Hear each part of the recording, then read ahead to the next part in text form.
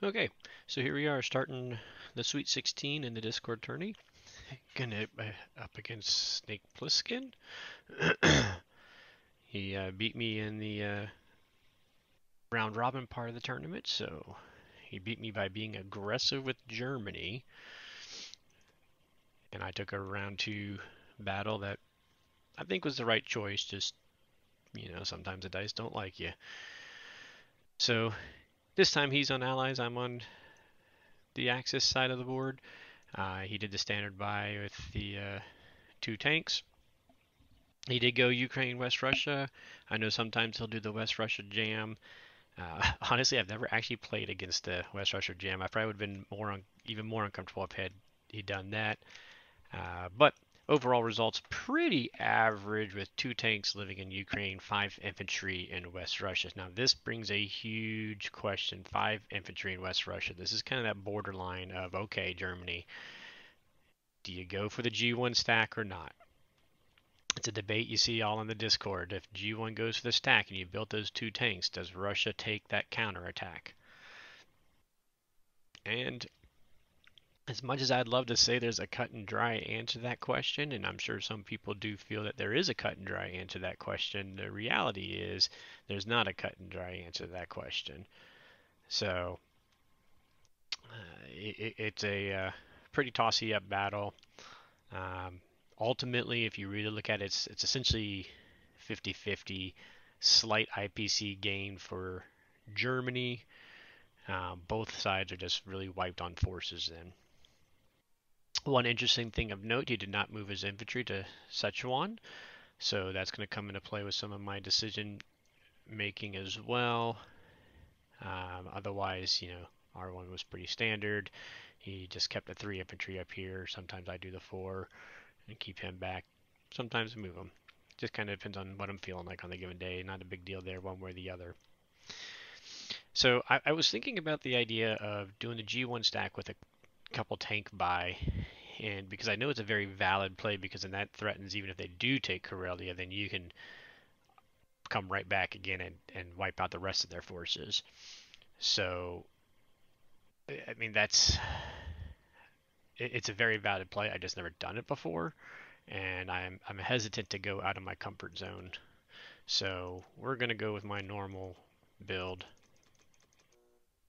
here.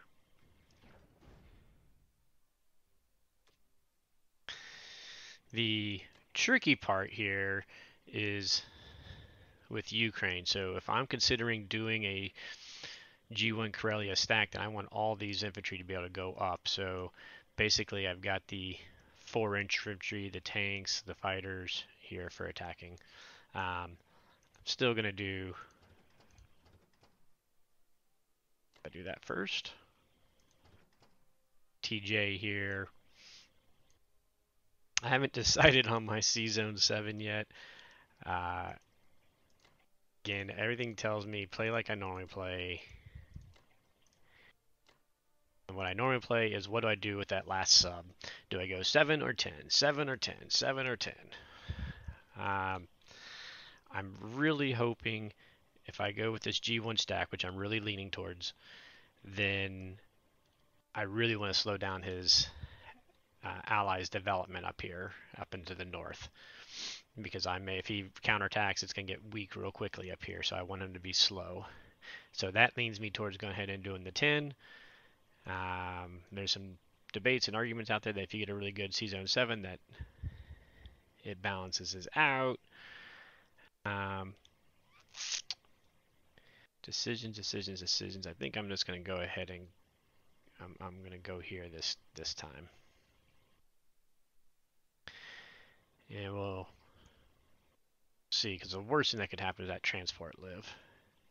Well, the battleship live. If the transport lived, it's because the battleship lived. But if the transport lives, that's one of the worst things, because then he'll have an extra shot that he could have at Karelia. All right, so down here, again, part of it, because I'm taking all of them, I want one infantry still to be able to come into here to block any, tank rush into attacking my Baltic or into my Poland stack. So I really can only take 3 infantry there. I don't like risking my German fighters. So some of the times I would take multiple tanks in here and just kind of make Russia come back for it. But at the same time, I'm wanting to have at least 4 of my tanks ready to threaten Karelia the next turn. So this is a tough decision, and I'm going to go ahead and throw one fighter in there against that AA. Not my favorite thing to do. Going to hope the dice stay kind, and we're just going to go with it.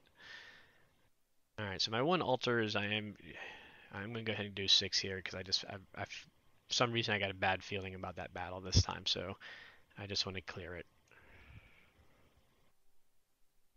Now, of course, I'm only sending the 1 infantry here because if this goes bad or this goes bad, I can bail out of the idea of a G1 stack and do damage control.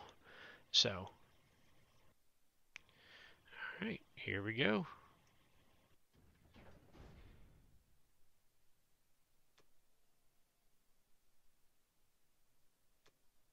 Round 1 dice, always the goal is just to have somewhat unbiased dice. I would love to have a low luck round 1 and then standard dice game.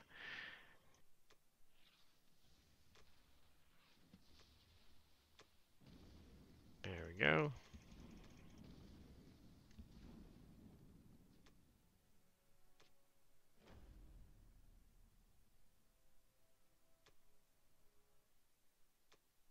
Always love it when I get a clean kill on TJ, no hit backs. It's UK in a tough decision process. Hey, there's the hit. No hit back. Yay! Alright. Now we get to the bigger battles.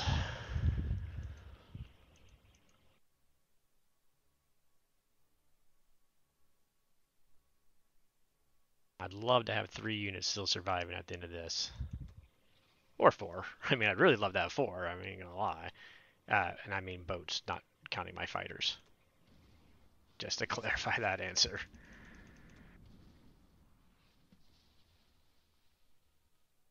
So wait, he didn't take the hit on the sub? Oh, it must have been the... So, for a moment here, I was thinking I'd take the cruiser and have the subs all to be all ready to submerge, but then I guess, you know, he does have that destroyer coming back. So, it makes sense to go ahead and take out the sub. What would have been interesting if I had had one more hit that hit the transport, then there would have been an interesting option to possibly retreat, which I've had happen like once before, where I could retreat and pull the subs back towards the Baltic. But for right now, we need to go ahead and kill that transport. So.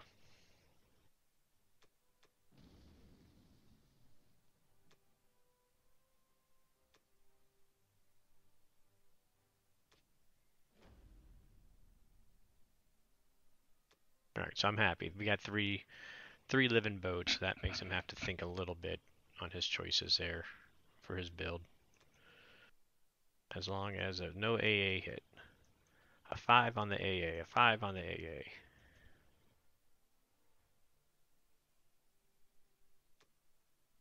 Woohoo, look at that call in it. Alright, now let's get our hits. Good. Awesome. Awesome. Oh, okay. That's okay. I'm still happy.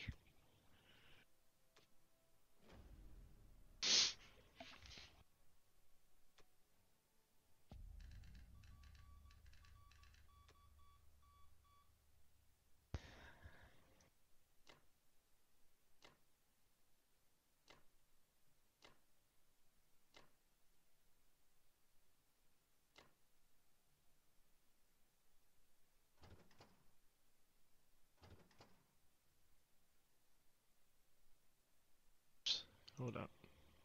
Come back here. Guy.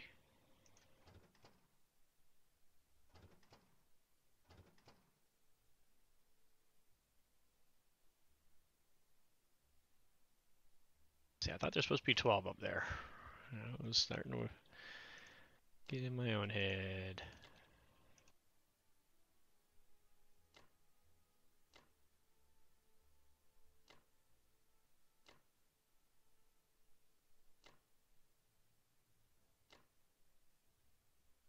So one of the things I want to do, I'm going to double check my defenses here in NWE with him having the transport still alive and whatnot, the cruiser and this. I may need to keep one guy back,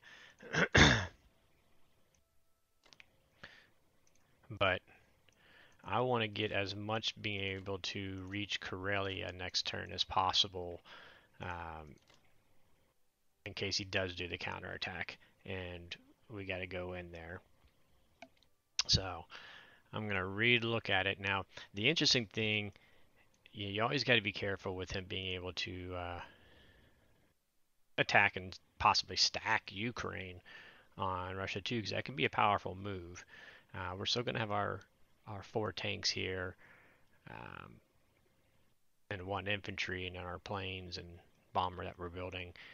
The other thing too, when I was talking about the fact that he chose not to move a Russian infantry here, to me that tells me he's doing cruiser fighter to 61 to land the fighter there, which means he's not killing the battleship, which means the transport's alive, so I'll be able to take them over here to battleship transport next turn to help support Ukraine defense as well. So I'm okay moving all these infantry up into the Baltic to be able to stack Karelia or attack Karelia on a counterattack.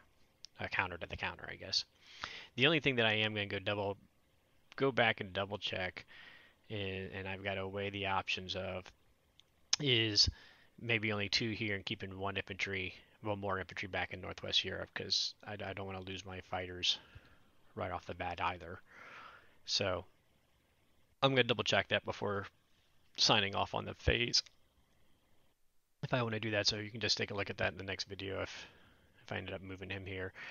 I do like the 1 infantry here and the 4 tanks here, because if he attacks, then he's really got to send everything, which means I would still have 2 infantry and 5 tanks coming into West Russia, which would mean it'd be hard for him to bring those guys in, which again diminishes the chance of me attacking and then him re-attacking. So it's a lot of planning out a couple turns out. I probably could have said that more clearer, but whatever. All right, we'll see you at the next round. All right, so here we're back for Japan 1. And as you guys may recall, I mentioned that Snake is a top-notch player with a lot of creative thinking, out-of-the-box thinking, and he certainly didn't surprise this turn. So he didn't do a fleet drop. He bought 2 fighters, 2 infantry, and an artillery. He did wipe out the fleet without losing a cruiser or destroyer, which is unfortunate. He took France, dropped his 2 fighters here. He did leave the battleship alone, like I had predicted. Interesting thing is the transport's still alive, so he did use everything for clearing 7 and had good results. But that means he's either leaving this live, which would give me like a 65% chance to do a Sea Lion, unless he brings the bomber over, which would make it a 50% chance. Or he's going to have to use his Russian fighter, which he put up here in Archangel to take care of it, to kill it. If he's using his Russian fighter to kill this, then he's not doing Karelia. So I'm going to play thinking he's not going to attack Karelia. Could be wrong. Never know. If he does, it's a little bit risky putting his UK planes in here, because one of the things I normally do is if I do go for that, I leave the option to retreat into Archangel in case it goes badly and they could blitz coming through here and whatnot. So it looks like I can deduce he's probably not doing Karelia. He's going to use his 1 fighter there, which means he's only going to have 1 fighter for taking these 2 territories, so maybe we get a little bit of luck. But of course he's got his artillery. He can do an infantry artillery here in Bello and whatnot. So that's where those stand. He did take the France for free. Not bad. I mean, it gets you 6. You're going to lose your tank, maybe kill an infantry, so maybe a 9-point positive for them. Losing the tank 6, losing the transport 7, although the tank isn't really a purchased unit. So I don't know. There's a lot of debate over there. I don't tend to do it, but I don't disagree with it either. Where it got interesting was over here on this side of the map. So, like I said, as I expected, he left the battleship, used cruiser fighter there. He used his transport to take Borneo and then put his carrier in C-Zone 48, which prevents my transport from getting Borneo back. So I can't get Borneo back on this turn at all, which I normally would go for Borneo round one. But that means 4 less for Japan, 4 more for UK next time. So interesting. You know, it costs them the carrier transport. Um, a lot of the other lines of play, it costs them those anyways, and all you get is a cruiser living. So I don't know. To me, it's going to be more of a pain to Japan. So I kind of like this. This is it's an interesting strat to say the least. Um, I mean, we're going to handle it and we'll get Borneo. It's just going to mess up the timing of Japan. It's going to mess with any, perfect J3 type timings and, so forth and so forth. But we take what we can get. So the other bad news is on his combats. So Borneo he took, didn't lose anything. C-Zone 7, he wiped the cruiser 2 destroyers, didn't lose anything. C-Zone 61, he did lose his cruiser, but he wiped. And Transjordan 2, he took, no units lost. So kind of a bummer all around in those regards. All the takes with no losses. So, any case, we are going to. I like the infantry tank buy early. I used to do the 3 infantry. I've been leaning more towards infantry tank buy because I'm going to be grabbing the guys off of Philippines next turn, J2 anyways, and probably going to go to Borneo. And then, of course, I got my 3 transports. So that's where we're at.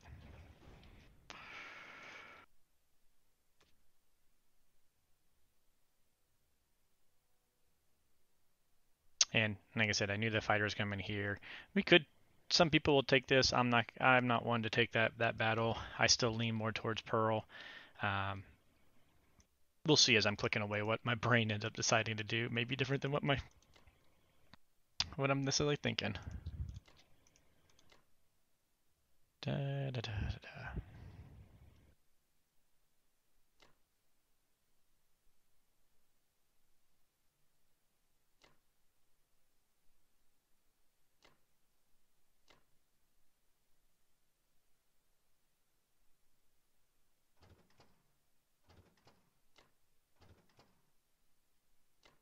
Get to use the bomber. That's nice. Call me old-fashioned. I still like doing Pearl. I'm thinking about doing Pearl light, well, what I consider extra light. It used to be Pearl Harbor was carrier going to in the very, very, very, very, very, very, very beginning of this, and light was meaning not taking the carrier. Now light evidently is not taking 2 fighters, which I still got him. I could bring. We'll think on it.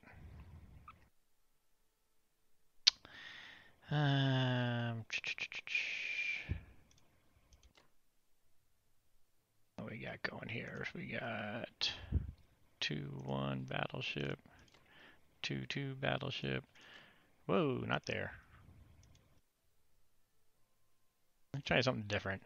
Envoy's always such a pain. Maybe that'll help me manage it a little better.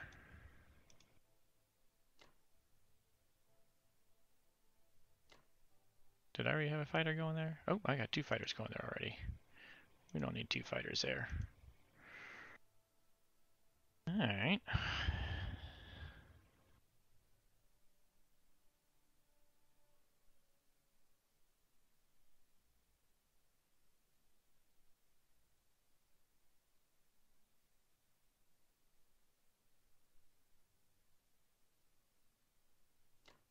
Let's throw the destroyer just in case. We'll keep this carrier free in case, worst case scenario, we gotta fly fighter back to there. We don't kill them.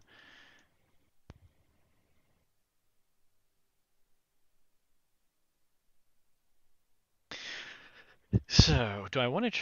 I've actually never done Pearl Harbor extra light here, but I'm gonna have less income. I'd really like to keep all 6 fighters and not have to suicide a fighter. So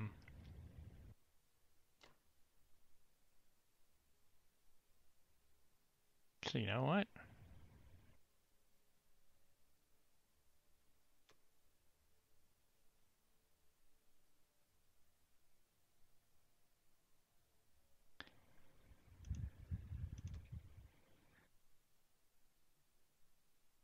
Let's just send the 1 infantry with 2 fighters, since he's got no tank in here, so even if he does get the hit back, he's not going to be getting further on him.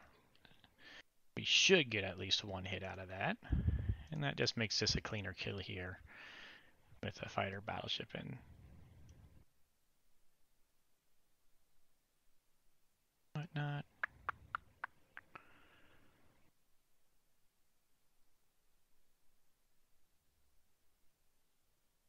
Yeah, playing this a little bit differently than usual. He came out differently. I'm going to play a little different with the Pearl bit.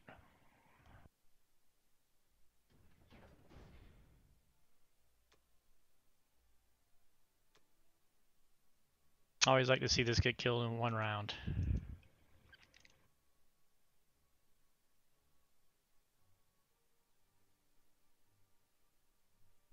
Counting on this battleship for 1 of them since he since he didn't have anybody live there. There we go. 1 hit back's not bad.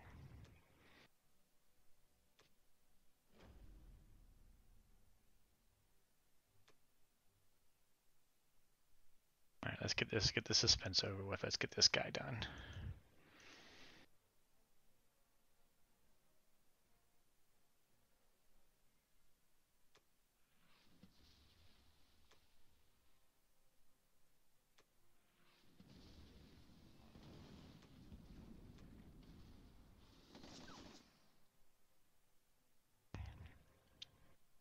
So, 2 hits. He took the carrier first. That means the fighter lives, but the carrier is the big thing that I wanted. So, I think I'm going to retreat from there. The sub's probably going to live regardless. So, yeah, we think this out. I don't really want to... I mean, the whole goal was to keep the fighter alive. I can keep it alive. He'll keep a fighter alive. His sub's probably going to live if he... I mean, his sub's going to live regardless, so... I think we're going to retreat this. And I'll be happy with that. I'll be satisfied with that result.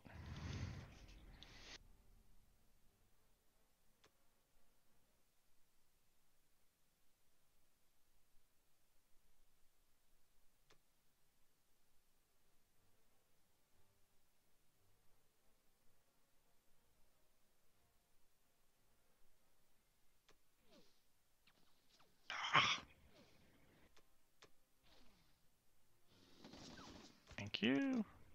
Thank you. Yay, we got 1 with no hitbacks.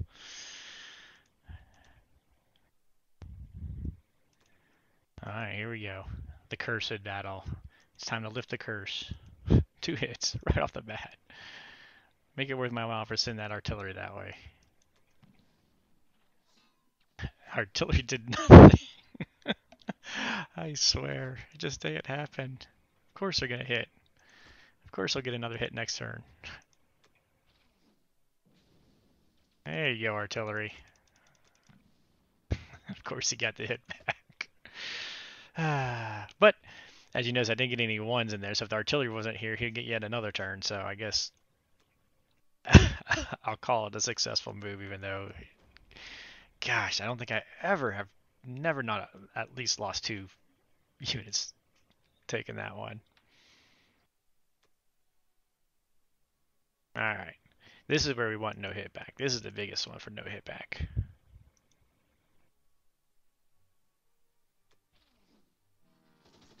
There we go, and a 5.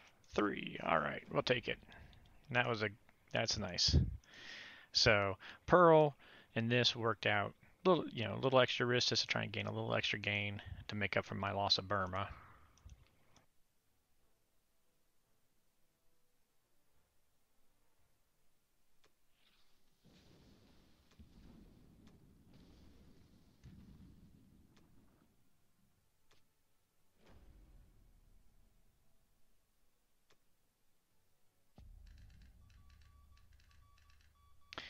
So currently has no bomber that can reach here. Now the fighters can't reach here, so C-Zone 60 is free, so I can do as I will with this carrier.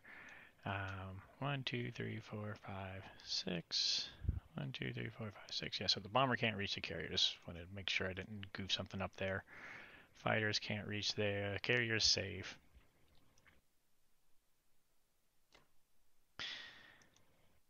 Now, he'll be able to take this with the US, and the bomber could go 1, 2, 3, 4, 5, 6. So we'll just throw the carrier in here to be on the safe side.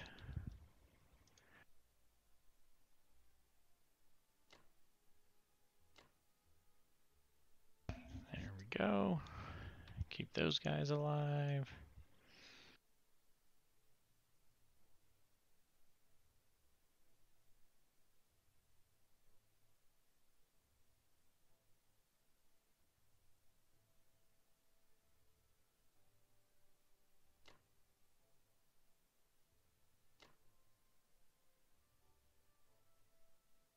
Maybe we can hit there and get off next turn. I'll give him just a little extra support.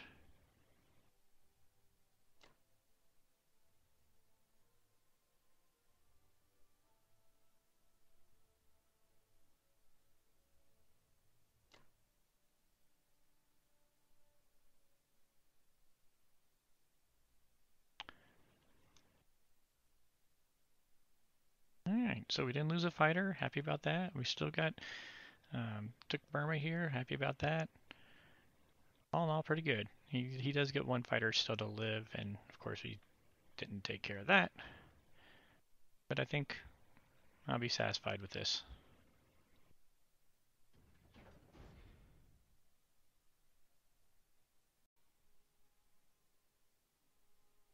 Alright, so here we come up on Germany 2. I guess I should jump back real quick and go to US round 1. So one of the things I forgot to mention in this game, we did agree on a 3-unit bid that Snake bid to take allies. So he had to build one infantry that he's just going to end up marching down into the Mexico area and move him just so he's always out of the way. So he did purchase an infantry to get killed. Otherwise, he built a sub carrier, 2 destroyers, which, you know, that's signifying. And the fact you can already see there's no boats in the Atlantic. They're in the Pacific. So we are looking at a KJF. So we get to see how my defense against the KJF is, which admittedly, I don't know. I feel shaky on my defense against KJF, so we're going to see how this goes. You know, I'll apply a lot of my reverse tactical thinking, but I haven't done it that often, to be honest. Not very many people do KJF against me. Snake and his partner Imre did a KJF against Terrence and I, and we ended up holding it off. It was a very interesting game altogether. We ended up surviving it. But they got a lot of interesting, unique tricks when it comes to getting these islands, such as his little gimmick he did UK1 here. So that UK1 gimmick of getting the 4 Borneo and the 6 France, that puts him with 42 IPC in UK, which is a alert to me of, okay, that's a lot. It's going to be really hard to prevent a Atlantic fleet drop. So if he wants to drop, even if I decide to wipe the cruiser and destroyer with my fighters here, he could still drop a fleet, assuming I probably lose one fighter if I wipe all this out. So right now I might talk myself out of it, but I'm leaning towards not bothering killing his fleet. In that game, that duos game that we played with them, I did show Snake, and so I'm sure he's remembering it. I'm not afraid to use my Germans to attack Allied fleet in a KJF. And I sacrificed a number of my Air Force just to keep knocking out his fleet to prevent him from getting going. But unfortunately, in this game, I think he's going to get in Atlantic fleet, and there's not a whole lot I can do about it. What I can do is get rid of these transports and hopefully break through Egypt and get down here into Africa and make UK have to focus on coming down to Africa and not harassing Germany too much in Europe. So that's going to be my primary goal, if you will, is to harass him in that regards. So I had 42 IPC, perfect for 14 infantry. Right now, early rounds, we just want to get as many ground units on the ground as we can for Germany and get them marching right on up uh, towards Moscow. So the one place we're going to get a little bit thin is coming into Ukraine here. I really am tempted to come pick up artillery, infantry, blitz the tank, use the bomber and the battleship all on TJ right now. And I want to say it's like a 55% battle or something like that. So very tempting to do that and get rid of these units that can come back and harass Japan or come back and fortify Moscow. But on the flip side, if I just grab these two infantry and drop them in Egypt, plus these guys coming in here, all he has is the bomber. So he's only got the 5 units that could land there. I'm going to have 6 units sitting here, and one of his is going to be air. So I'll be secure into Egypt. So I'm going to just play for the breakthrough rather than trying to kill these units. It would have been really sweet to wipe these units and then move my 2nd infantry in here and be able to play from there. But I just don't think it's the best move. The other thing too, with him taking Morocco with the U.S., I can only take one of the two with my transport. So these fighters here can go 1, 2, 3 and land on one of those two for a 4. His bomber can go 1, 2, 3, 4, land on one of those. So the UK has C-Zone 14 dead zoned. C-Zone 15 is alive. C-Zone 17 is alive. C-Zone 16 is dead zoned from this fighter, bomber. So I can keep my battleship alive another turn if I keep him in 15 or 17. So by bringing him to 17, I'm going to be safe. I'll survive one more round and be able to do one more turn of either taking units straight into Ukraine or Caucasus or bring them down to Africa to help the breakthrough here. I do want to be careful. I learned this the hard way in a KJF to not bring too many units down to Africa even when I've got the capability to, because we really got to depend on that timing. I like to aim for G8, G9 at the latest for Moscow. I mean, I'd love to get a G7, I ain't going to lie, but he's already built 2 fighters. He's got fighters. So he's already got a heavy UK fighter. If he goes heavy UK fighters, that's going to make it a little bit harder, especially if he's back here helping them out. The good news, if he's doing that, then he's not helping out here in the Pacific, which means it's going to take a little bit longer for the U.S. So I'm going to right now, right off the bat, it's round 2, I'm saying I'm shooting for G8, but definitely planning on G9 timing on Moscow. And so that's where we stand.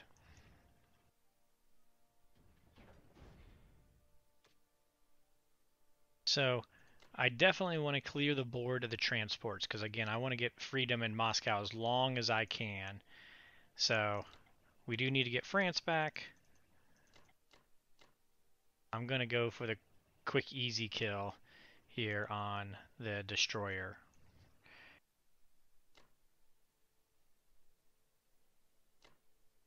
Like I said, we're planning on going full stack there. This is the one part that's going to get a little bit thinner than I would like it to be. But hopefully we can clear them out. We should still like a 90% chance to clear them, and like I forget 70% chance to take. I could throw a tank in here. I debated about doing 2 infantry and a tank and using the bomber to be free to help make sure we guarantee France, or again also was considering using the bomber down here. But at this point, I think this is what we're gonna look at. And I'm just running my calculator real quick on this other screen, just one last time look at that TJ battle and what it looks like. If only I'd had gotten one hit in TJ, then that'd be a whole different ball game. So, you know, that TJ battle, this is what it's looking like. 75% chance I win it at a profit of 3.2, but only 55% chance I take it. And that would get me down to 1 infantry. That would leave me 1 infantry to go to Egypt. The U.S. is going to be able to blitz and possibly take him out. So then I got one infantry versus one infantry, and then he'll have his bomber and air and whatnot. So I think the stack in Egypt is going to be the better way to go this time, as much as I really want to just wipe those units out. So yeah, I think that's where we're going this turn. This is the big battle. These other battles should go pretty straightforward. Hopefully we destroy no hitbacks. And here we go. Double checking. Anything else? Did I forget anything? I did. I also like the idea. I was trying to find a way to attack Caucasus directly, but not there.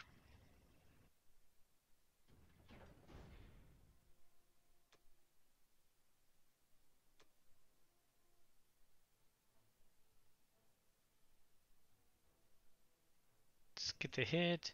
Have him roll a 6. Oh, we're in France. Okay, sorry. I thought we were going to the... Get the hit. There we go. I didn't want to sweat out a second roll on that one. Thank you, a fighter.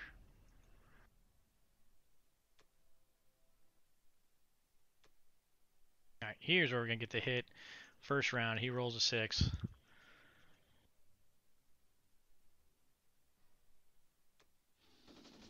There's the hit. He rolls... Alright, there we go. 5. That'll work too. Good clean kill. That's what I wanted. And this one... Really want this territory. This is a pretty important one. Need some bombers striking, and we need him to get some whiffs. Would love to see one of my infantry hit here. That'd be really great. Oh, yes! Alright. Oh! Okay, I was not expecting that. That's happy day right there. Happy day, happy day. So that's revenge for no hitbacks on TJF and no hitbacks on C-Zone 7. That's my satisfaction, so I will take it.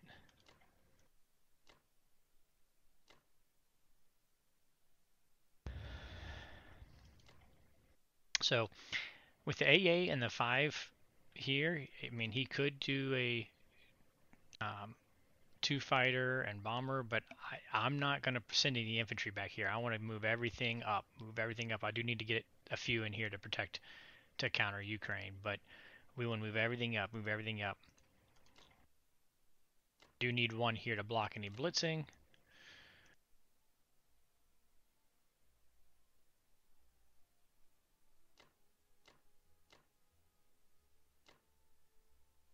I'm going to double check. I'm not going to hang you guys out while I double check it. I'm going to see if I even need to take the tanks up into here. As many tanks as I can leave back in the Baltics, I'm going to keep back in the Baltics so that they can get to Archangel next turn, but also they can still be threatening Ukraine without him killing Bello and whatnot, so to prevent any sort of cheeky Ukraine stack.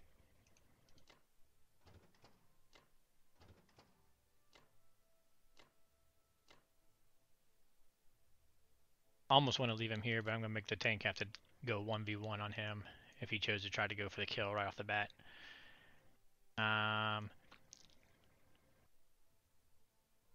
So yeah, do we want to move this AA up with him? Yeah, let's send the AA up as well. Who knows, that might become beneficial with as we start moving things around here. So, like I said, the only thing I'm going to do offline, I'm not going to bother making you guys sit, is I'm going to double check if I'm going to put as many tanks as in here as I need to be in here, but as few as I have to, and put the rest here in the Baltic to help create a dead zone for Ukraine. Plus, I'll still have my battleship coming through. I will put 2 units in here, 2, 10. That'll be my 14 infantry.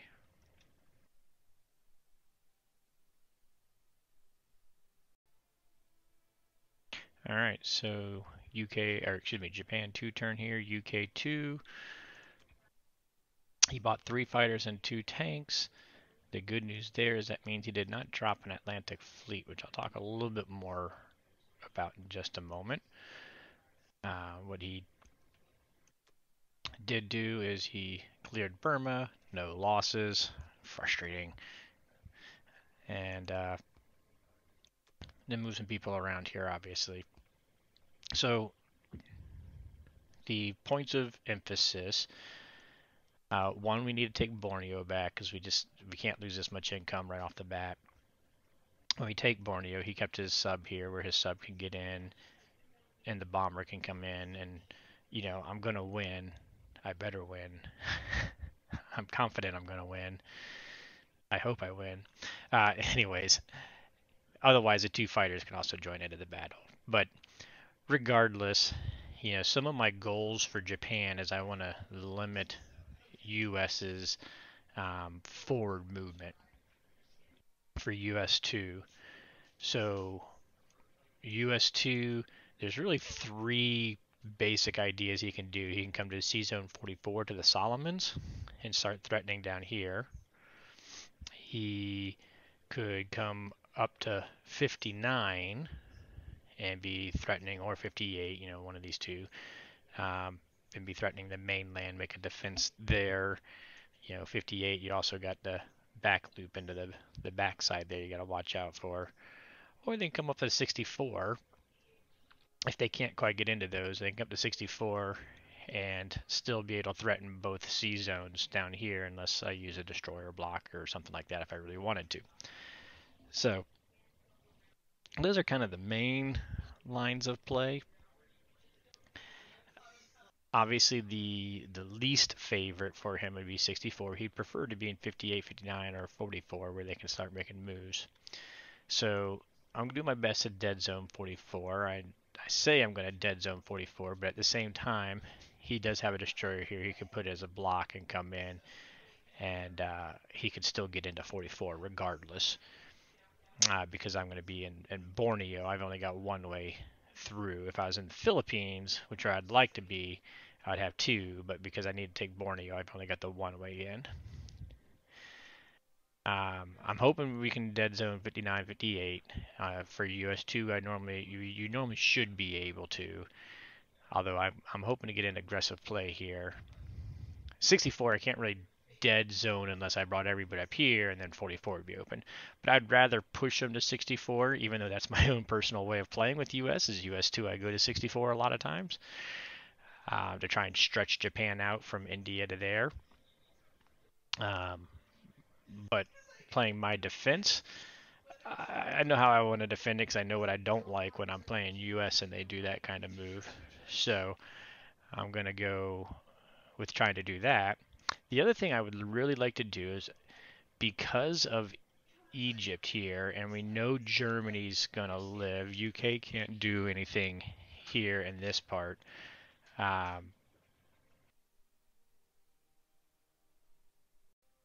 Sorry about the pause there. I had a little away from game distraction. But so we're going to be looking at, what I was saying is with Germany here, they're going to be able to stay here. If I can get a transport into 36, then I can get a Japanese tank over into Africa. And yes, I'll sacrifice a transport in doing so, but you know what? I'm not sure I'm opposed against that. So I think I might be looking at that kind of a move there. So we'll see that as that plays out. But I definitely want to get here.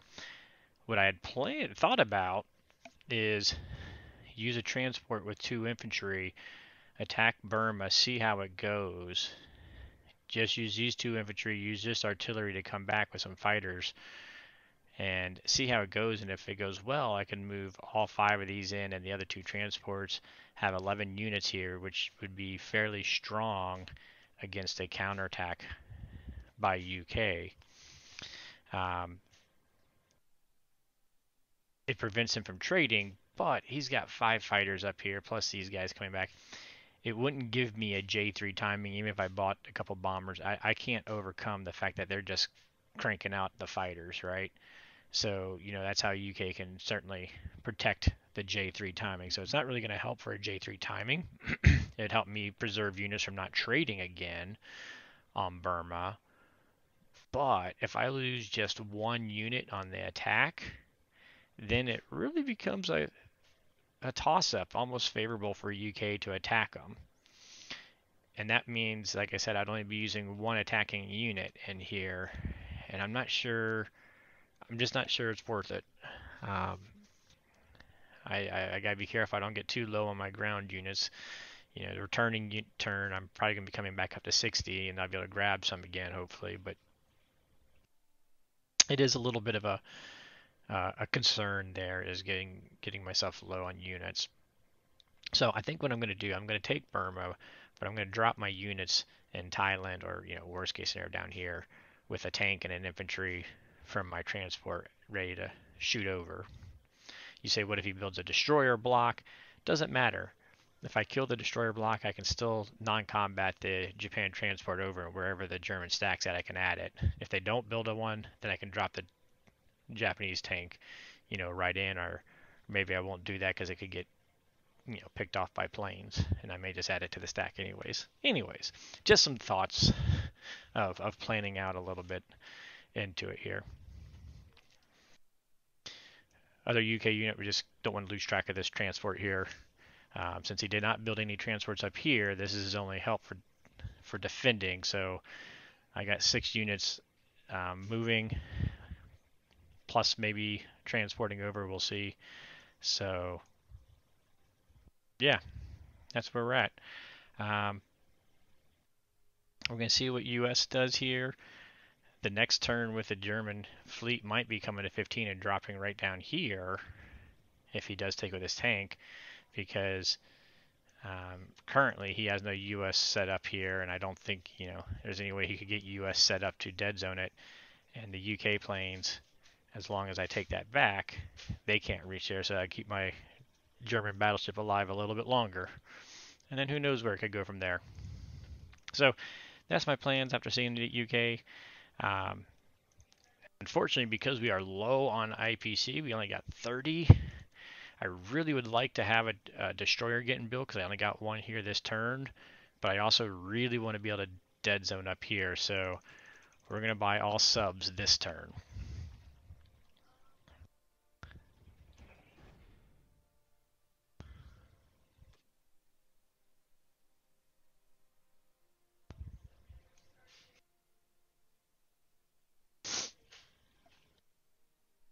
All right.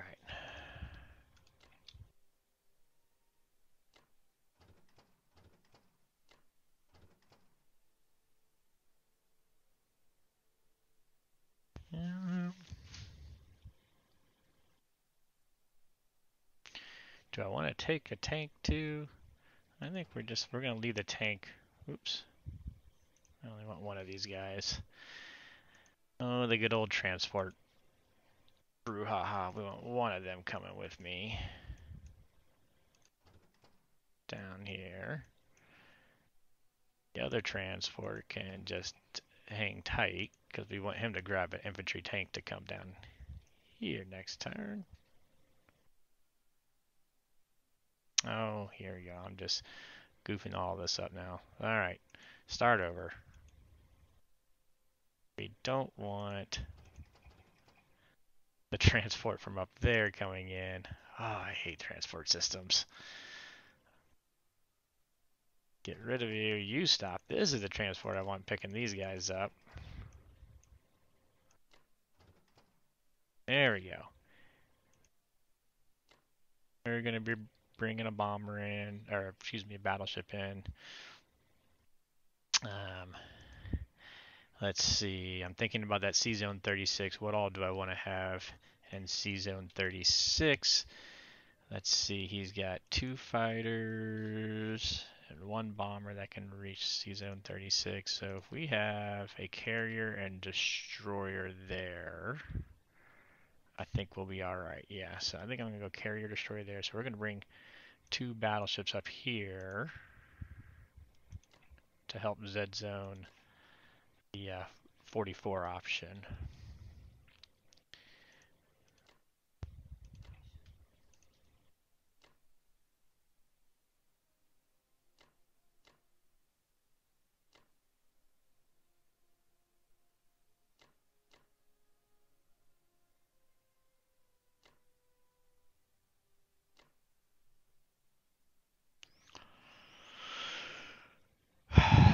This certainly is frustrating, but hopefully his 3 infantry are going to be missed up here on this front eventually.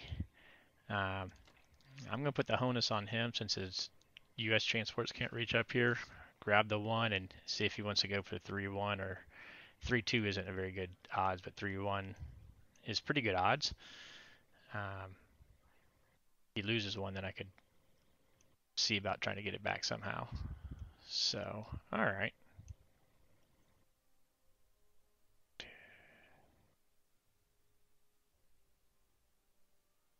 One, two, three, four. Yeah, we could put a fighter back up on Japan, I think. So, all right. I know this is making me think a little bit. You know, Snake's start up here kind of challenged me just a little bit. The low IPC is a little bit frustrating, so.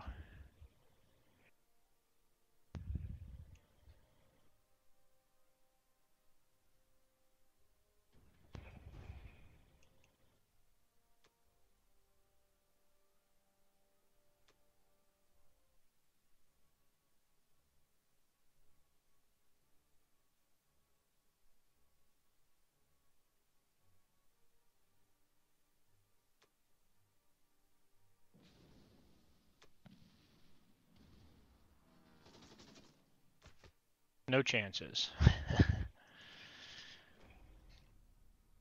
Happy to not lose any infantry on the hitbacks that time.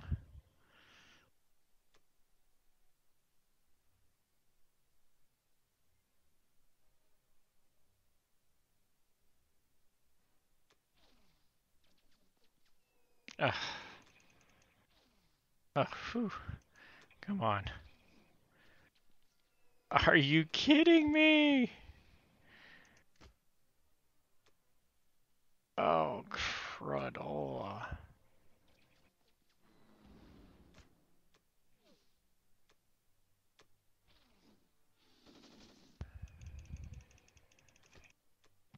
Oh, alright. Son of a gun. I'm going to pause here. I got to really think about this because of those tanks sitting in India. Gosh. Alright, so I still haven't selected my casualty here. My concern here is that bomber was a key part to me being able to dead zone both 59 and 44. Is it huge? I don't know. I mean, it's a big play to keep U.S. bottled back up. I really do want to keep them bottled back up. Certainly not right. I don't want them in 58, 59 if at all possible. And that bomber's key to making sure that happens. On the flip side, if I take the infantry and I kill it, his infantry dies, his infantry, but I don't take the territory, then he can move all of this into Burma. Plus, he's got this stack of fighters that can come in here, and all of a sudden UK's sitting on Burma. I was just crunching numbers and trying to figure out, well, what if, if he throws everything here, then, and I'm sitting in 36 and 47, then I can always go to India, which would not be good news for him.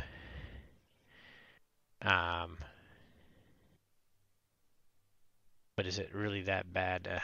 I'm still torn. I'm going back and forth on this.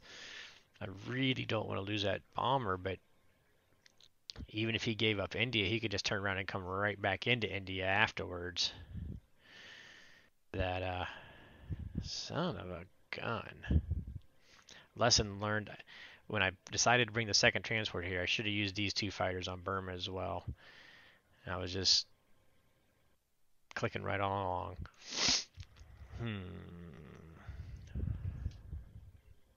Gosh, I think we got to take the bomber as a loss. I really do, because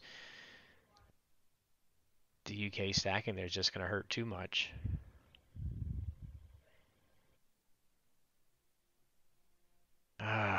This may not be good. Japan may be in some trouble today. Alright, I think we gotta take the bomber. I was gonna not take the bomber, but I think we gotta take the bomber.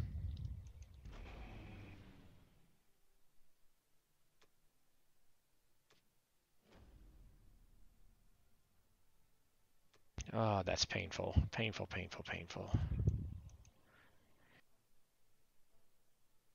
Who said I wanted to play a dice game? Oh, come on.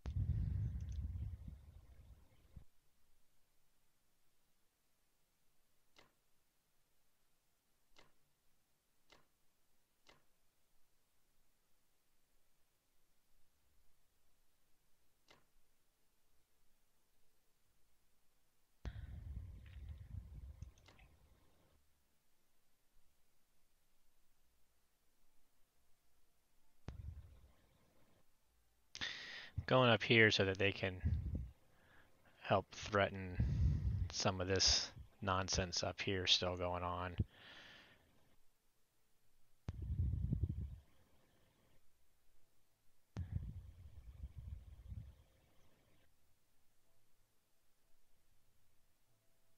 Still definitely going to be willing to send that transport over possibly and sacrifice it, but oh, I am not happy with this turn. I'm not happy with this start. I think I might be in trouble this game. Oh, do I want to move these artillery anywhere? Or do you want to keep them still?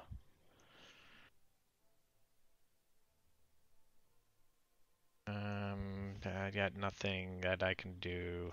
Alright, I'm just going to stop. I'm going to my turn, and I'm just going to leave it there. Alright. Alright, so we've got some interesting choices here, some interesting battles and whatnot. So just real quick, the review. So, of course, he bought some boats over here. He did buy another transport. So, he's got 3 transports over here. I know from playing a game or two with Snake before, he's perfectly fine with trade and transports just for grabbing some of the islands. So it's something I got to be mindful of. We're going to talk a little bit more about this on Japan's turn, but he did come on down here. I was a little worried he'd go to 59 personally because I lost that bomber and I couldn't really dead zone 59. So I'm a little bit happy he came down here, but not super happy because this in itself presents problems. But anyways, he built a carrier, which was smart. If you saw my last KJF video, as long as you've got free fighters on the U.S., it's worth buying carriers. So it's worth his money to buy another carrier and fighter. From there, it'll just depend on where the game goes. But he's still got room to buy there. All he well, he took Morocco over there and Solomon's. So the interesting thing here is, I mean, this in of itself is a nice, interesting thing where he sacrificed his transport destroyer to let me have a shot at him. So with this, he's able to blitz back and forth here. I could move my one in, but then he has a tank, infantry, and I'm trying to move this way with the rest of my forces. And so then he would very likely have a free tank to be blitzing all up and down North Africa. So he grabbed himself early on. He protected me from taking the battleship to 14 by having 2 open spots here and having these fighters that could come and bomber over in India now that could come, and I can only take one of the 2. I can't take them both.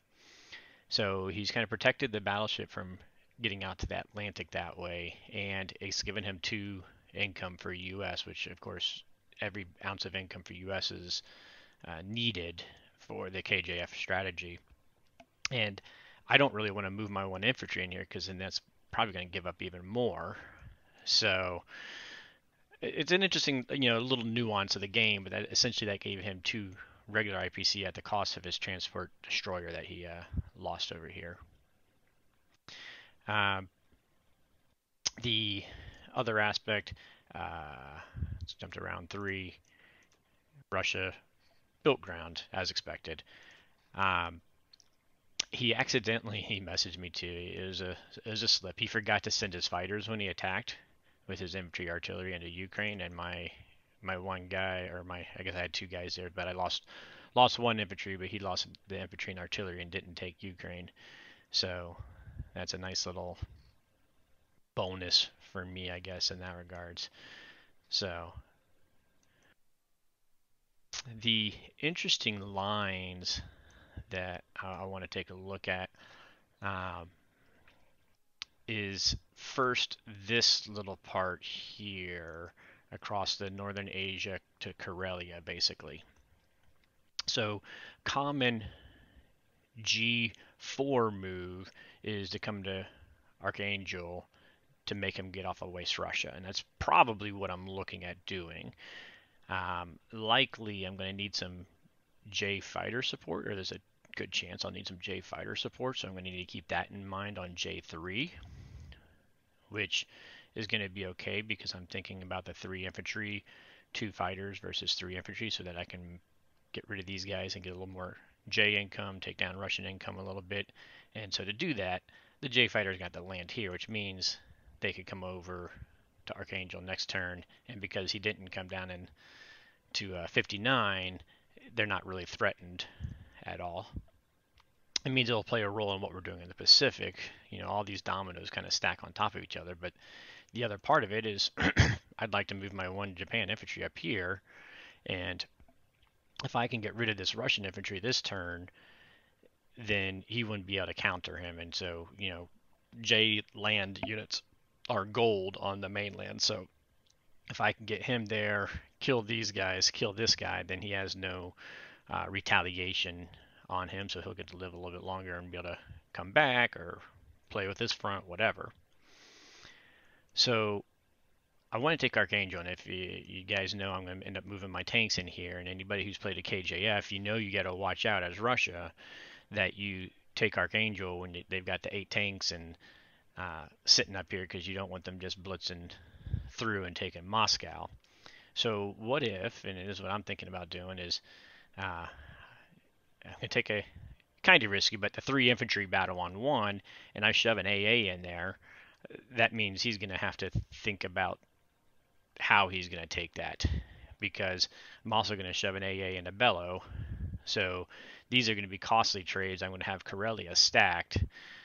So if he doesn't take Archangel, then he's got to protect Moscow. So it'll make him hopefully have to make some decisions there. A little interesting tidbit.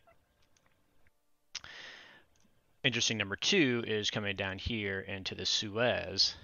So one of the things that I've made a mistake in early on in my KJFs is if I get this opportunity with German battleship living and transport living past round 1 of dumping too much infantry into Africa, that I slow my attack towards Moscow, and actually even stalled it in that game and lost because of it. So I'm a little leery about bringing more infantry down here because I got the numbers, but his 3 tank buy down here is interesting and indicating to me. I was worried before about him, getting into Thailand and whatnot, and I had to sacrifice that bomber. But now the next step of that is he can bring these 3 tanks, all this air, even this air, to attack TJ here. So all of that's going to be countering. I really would like to. I definitely want to take TJ this turn because he doesn't have planes that could get to here to kill the battleship if I stay in 17. So I want to take TJ this turn. I also want to come down and start making my breakout in here. But with those tanks coming, that's interesting that he'll be able to be working those tanks in. Plus he's got this transport that has 2 land. That's what we're going to have to be defending against down here in Africa. The other interesting thing is if I believe this is Sudan, right? Yeah, Sudan. If I take Sudan now and I take TJ and he doesn't take TJ back, or it doesn't hold TJ, I should say, then the transport could slide through and hit India with Japan, or even more likely for me, I could slide through to 33, take Madagascar. These guys take that were in Sudan take the Horn and down here, and the battleship transport will survive, in which case it can either come over to join Japan fleet or more likely go this way and create havoc over in the Atlantic. So I'd really like to see that happen if I can squeak the transports through. So what does that mean? Well, like I said, I can only take this lightly, and he can take it back. But if I just have 1 here and he's got 2 ground and all this air that could hit there and get back and still protect India. That's a possibility. But if he doesn't build a destroyer, which I'm kind of thinking he's probably going to build a destroyer, and this is all going somewhere, I promise. I think he's going to have to build a destroyer to prevent me from sacrificing a transport and 2 planes that could go 1, 2, 3, 4 to reopen TJ. So if he's not careful, then I could hit and reopen TJ and still be able to slide them through on Germany's next turn because US or Russia can't take TJ back.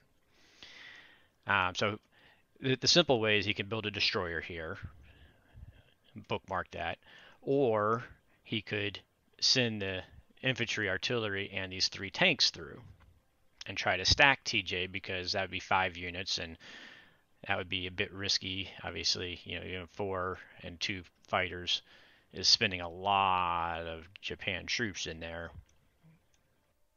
But if I've also got 2 infantry and I move this guy over to Egypt and I got the tank and I got the bomber and I got the battleship, Germany itself would be threatening there. So what does that mean? That means he would need to bring in, after retaking TJ, he'd need to bring in either Russian or American air to help support TJ. Which, if he doesn't build a destroyer and I see that stack, I could always potentially bring the transports in to weaken that stack so that then I'd have an advantage even if he brings fighters in, because the Russian fighters are probably going to need to be defending up in here. So it's going to get interesting here.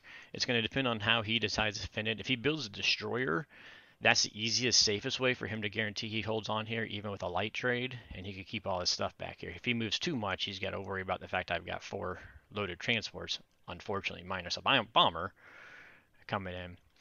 But the destroyer build, that prevents me from being able to retake TJ. It also prevents me from being able to use the battleships on a bombard in India. And unfortunately, my subs are too far away that I can't even use a sub to take it. So I'd have to risk air and or my destroyer to kill the destroyer. So the smart build is going to be to build a destroyer there. What that means over here is, in our prior games with Snake and I have demonstrated in a KJF, I'm perfectly willing to use my German air on his Atlantic fleet. I think that's why he chose not to build this time. So really, for him to be safe for a fleet drop, he needs a carrier and destroyer. So that means carrier, destroyer, destroyer. He's got 33, so that's fine. He can do that and put 1 infantry down here in India and still be safe, but that means he's not building a transport up here, which means it's not till UK 4 that he builds a transport, not till UK 5 that he can make landings. And all this is important because UK 5 is after German 5, and German 5 is the last load of infantry that I'm looking to build, because German 5, 6, 7, 8, 9, so that's my last load of infantry. So if he attacks on UK 5, then German 6, I'll have to use a little bit of my infantry to retrade. So still better than if he drops the transport this turn. So this is going to be interesting. That just kind of walks through how all these pieces, all the way from a single infantry of an Archangel, kind of plays a role all the way through the whole battle and the whole tactical mindset here. So, all right. That being said, I had 42 points, so I'm going to mass out infantry still for Germany. We need to get all these ground troops on the ground right now.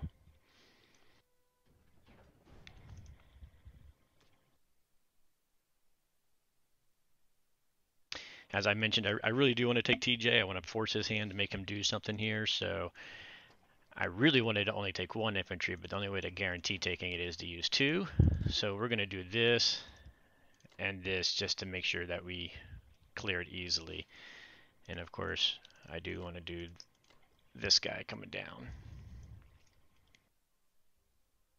Over here, I don't want to lose my plane pressure on 7 because of everything that we talked about, so I don't want to use a fighter here. So I'm going to take the 3-on-1 battle, and I'm okay with that because, again, higher infantry, heavy trades. Germany wants to do heavier trades with Russia. I'm going to throw my AA in there most likely as long as everything goes well. And, I'm okay with all of that. So, all right, let's see. These guys aren't attacking anything today. This turn, I think that should be everything that we're looking for. Excuse me.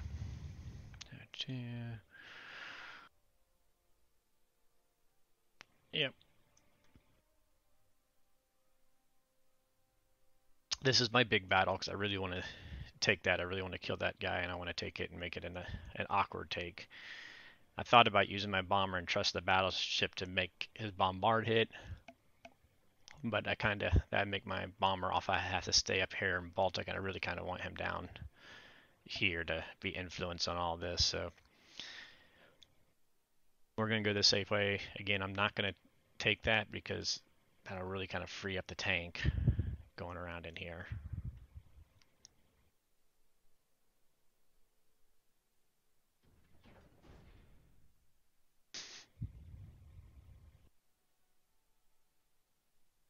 Turn short in, seat in, Archangel.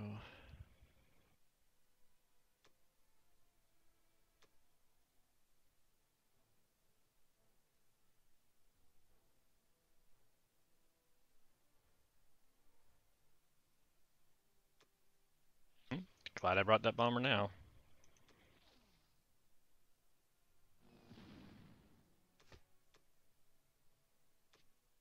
Good. I want to make that TJ retake as uncomfortable as possible.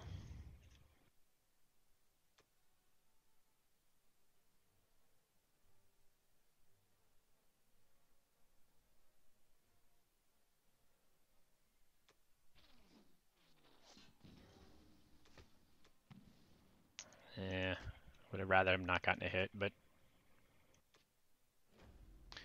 it is what it is.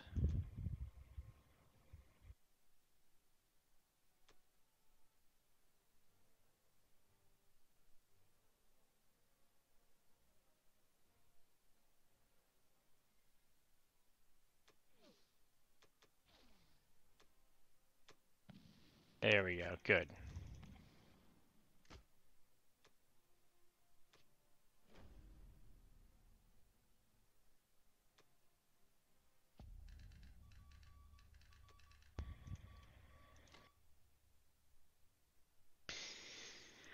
So, like I said, I'm going to go ahead and bring him back. Yes, he could blitz the tank, but then that also allows me the option to infantry and hit him. So most likely he's just going to move the 2 up so that he could threaten that one next time. And then we'll just see what we do about that. I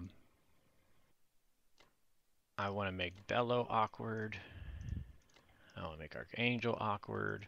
We do want to make sure that we get the area stacked. Just in case he attacks Bellow, I'm going to put a couple into Poland.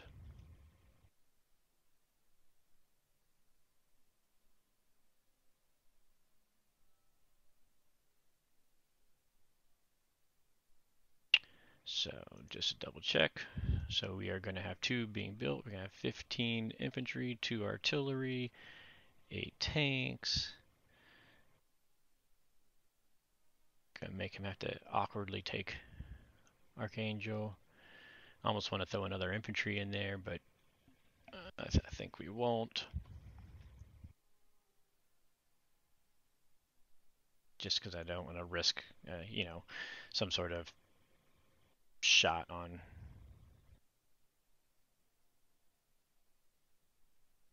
Eeny, meeny, miny, mo. And we're going to leave it at the 2. I'm splitting hairs here. Would have been nice to have the one more guy live down here, but we'll take what we get.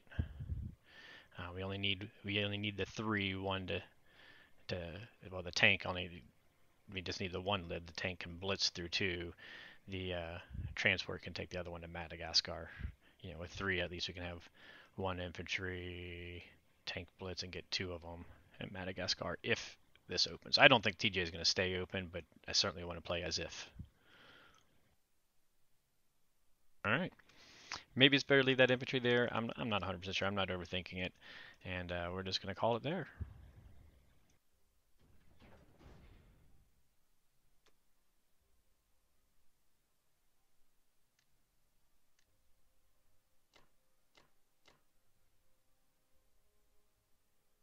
There we go.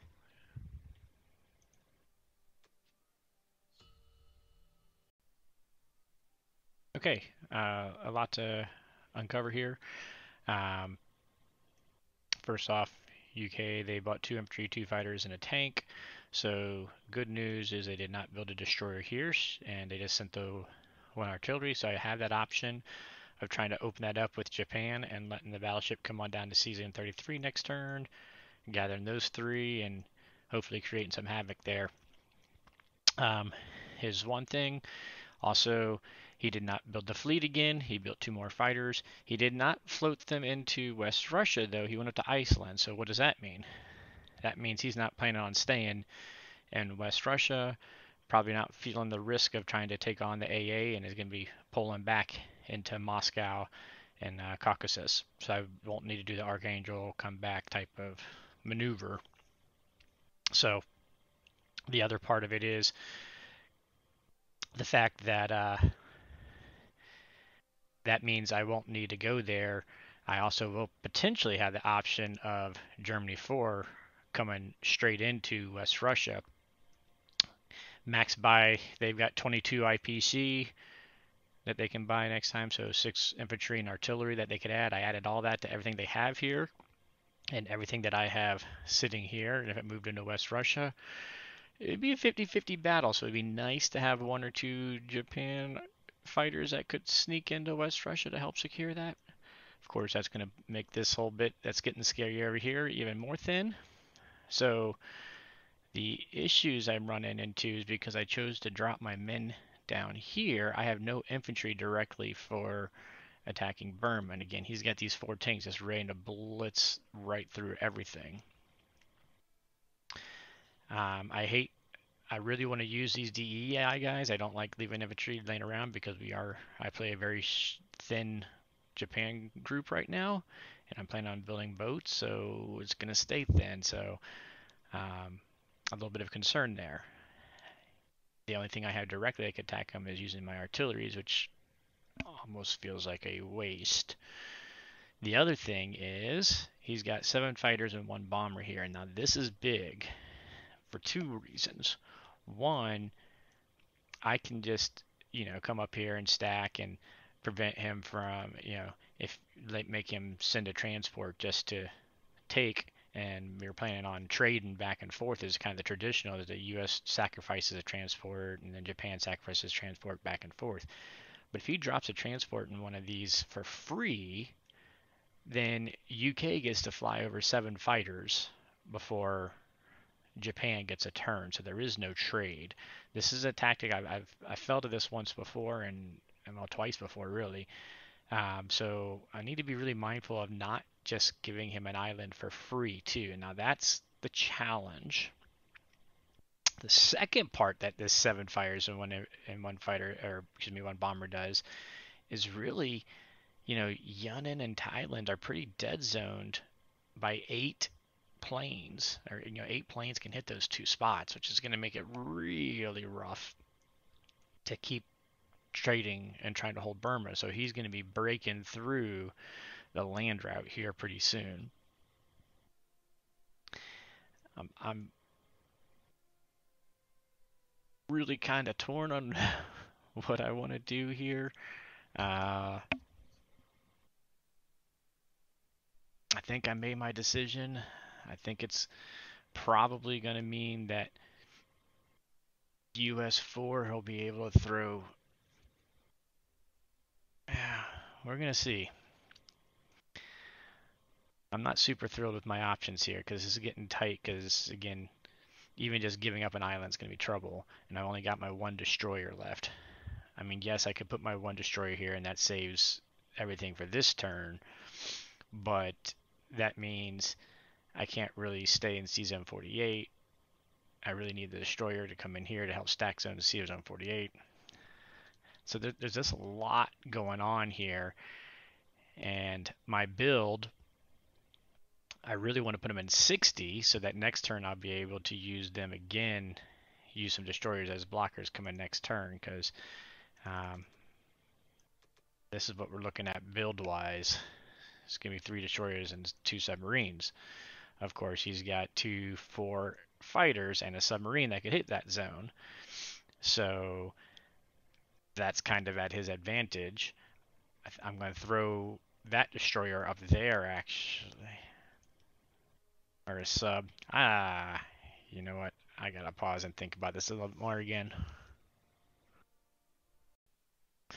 So, yeah. I'm just going to have to play risky here. Probably not the smartest thing to do. And we're just going to see. So I'm going to drop the 3 destroyers and 2 subs here, even though, yes, he's got the 4 fighters and the sub that could hit me. But if any of the fighters survive, then he's got to pull the carriers in the fleet, so he's going to have to pull everything into 59. And if he pulls everything into 59, I'm going to have at least a 50-50, if not a little bit better shot at wiping his fleet there. Not ideal. If one of those fighters gets hit, the 4 fighters, if he loses one of them, then it becomes even bigger deal. So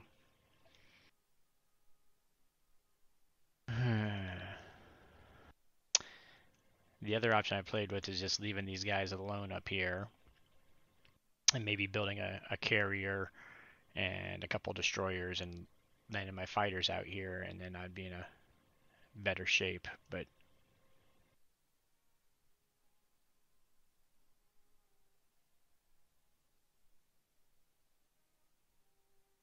I think we're going to play risky. This may be my downfall here this turn. So mark it here. Poor decisions.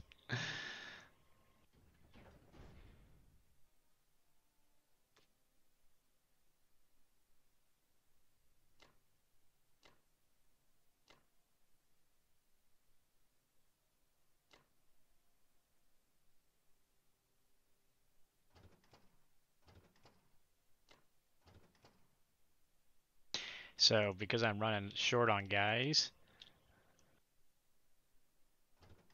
I'm going to end up sacrificing 2 transports here. I will learn from last time and use all my fighters on trying to take that shot.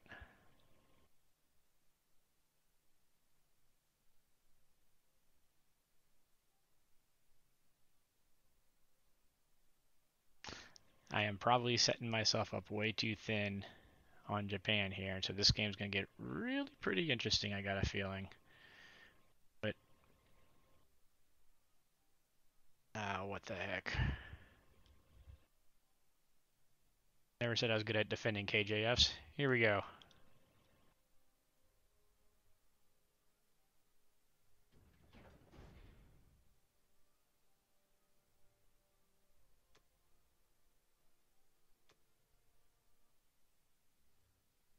Let's get that hit. First round, knock it out. Move on. Boom. Ugh. Crud.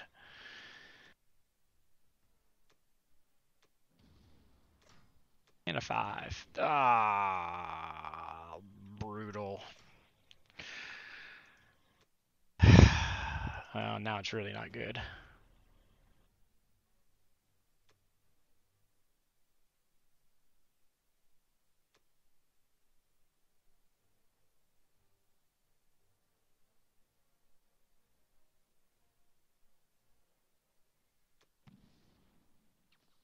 Oh my goodness, are you kidding me?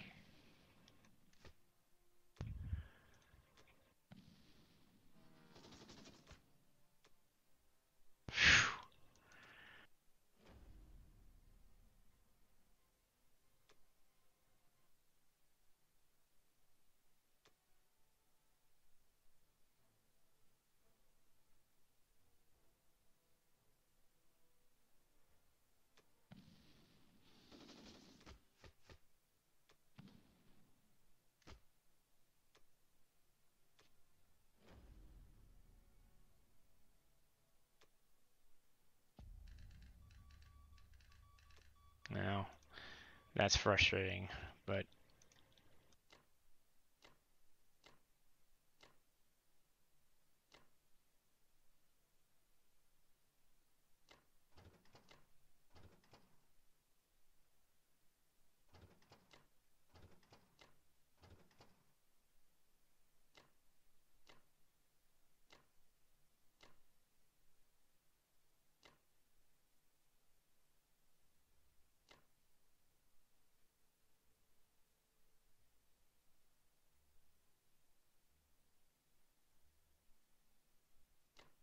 I'm going to leave mine open and we'll see if he takes it.